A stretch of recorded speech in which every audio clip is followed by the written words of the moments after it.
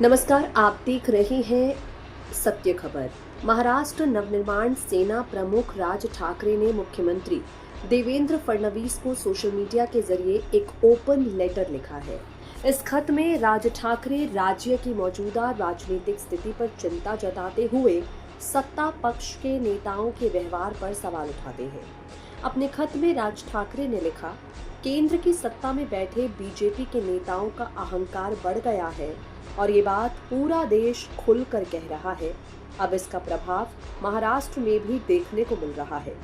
पूरे देश से अलग महाराष्ट्र के नेताओं की समझदारी, शालीनता और राजनीतिक संस्कृति की हमेशा सराहना की जाती है, लेकिन पिछले कुछ सालों में आपने भी कुछ पिछड़े सोच वाले उत्तर के राज्यों की राजनीति का रास्ता अपना लिया है।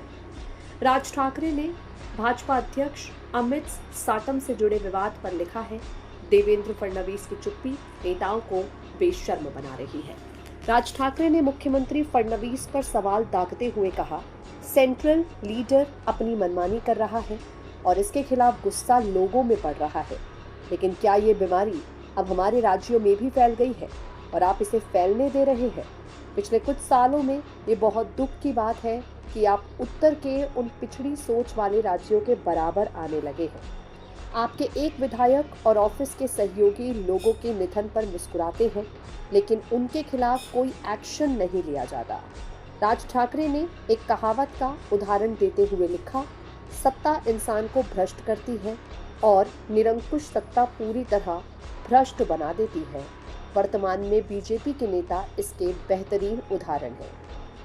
आपको बता दें, राज ठाकरे ने अपने लेटर में कहा है, वो देवेंद्र फडणवीस को सभी की तरह एक सभ्य और संवेदनशील मुख्यमंत्री मानते थे, लेकिन साटम की हरकत के बावजूद आपने इस पर कोई दुख नहीं जताया, न अफसोस। इससे फडणवीस की शालीनता पर कई सवाल उठते हैं। उन्होंने अपने 37 साल के राजनीतिक करियर में कभी ऐसा नहीं देखा जब बाला साहेब, पावर साहेब या प्रमोद जी जैसे महाराष्ट्र के किसी बड़े नेता ने किसी नेता की गलती का बचाव किया हो। इसी कारण महाराष्ट्र की राजनीति की पूरे देश में अलग पहचान है।